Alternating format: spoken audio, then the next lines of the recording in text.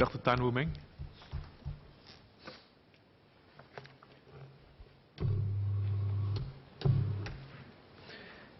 Mr. Chairman, in my maiden adjournment motion as a backbencher, I spoke about how important it is that we always see through the eyes of our people. If I may, please allow me to share 3 stories of my Clementi residents' journeys. 3 stories, 3 journeys, 3 questions that speak to policy and what the government and society can look at. First, how do we, as a society, ensure continuity of support for our special needs students who transition into mainstream schools? One of my Clementi residents, Anne, not her real name, Anne is a young lady with cerebral palsy. She gets around with a wheelchair. We've met Anne and her mother. When Anne was younger, she went to a school for special needs students with cerebral palsy. But more recently, Anne has moved to a mainstream school. This was an achievement for Anne. She and her mum are proud of her achievement. But as Anne's mother shared with me, it also brought unexpected challenges. Previously, Anne's special needs school provided the transport arrangements. But in the mainstream school, Anne discovered there was difficulty finding these specialized transport arrangements. Her mum looked around, found out that private transport for Anne and her wheelchair would cost $750 to $1,000 a month. Anne can take public transport, but it takes 2 different buses. She has to change bus in between. During rush hour, some drivers will not wait for her, and it can take multiple buses before Anne can find a bus to board. And when the weather is rainy, when it rains, it's even more of a worry for Anne and her mother.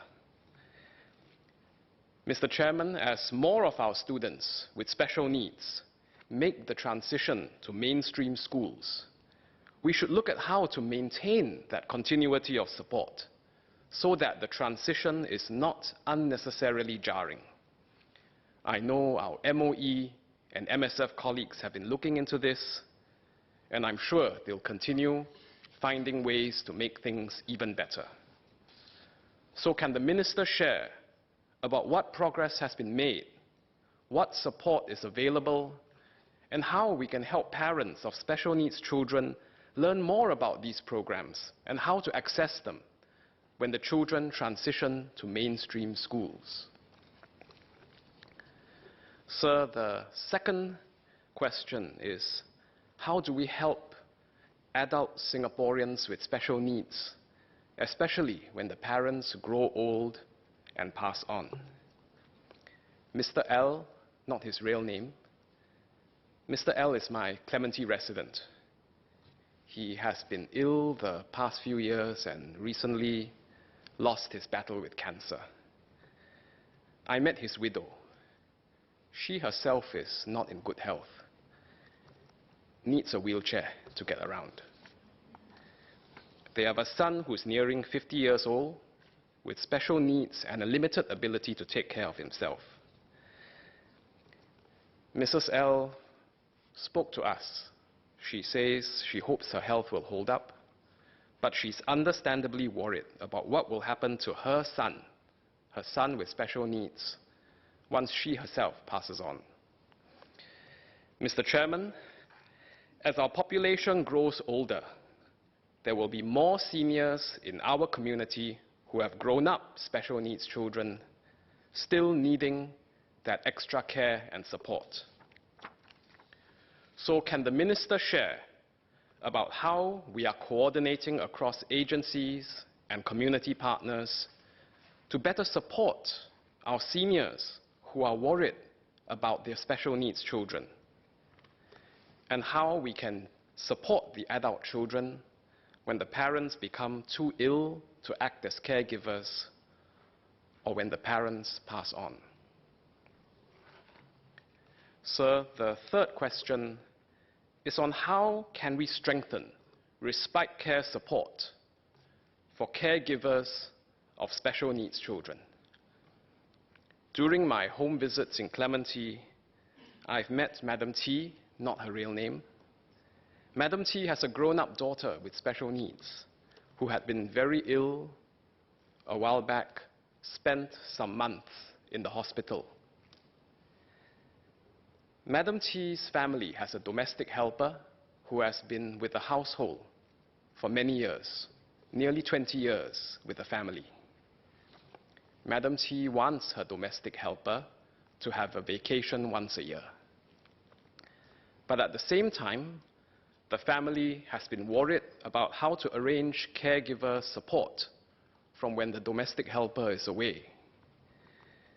Madam T shared with us how it is not straightforward at all to arrange a temporary domestic helper for short durations, such as for a period of 2 weeks. But, sir, these arrangements can be crucial to help prevent caregiver burnout, whether it is a domestic helper or a family member providing the care. So can the Minister tell us what efforts are being made to make respite care more accessible to parents with special needs children, whether young children with special needs or grown-up adult children with special needs? Mr. Chairman, these 3 stories are of Clementi families who I've met in the constituency which I look after. But we know these stories are not unique to Clementi. And as we see through the eyes of our people, each story speaks to a broader policy question or a wider theme, a wider principle. And so I look forward to hearing from our Minister on what we can do together, government, community, society, together, to help parents with special needs children as the children grow up, as the children grow older. Sir, thank you.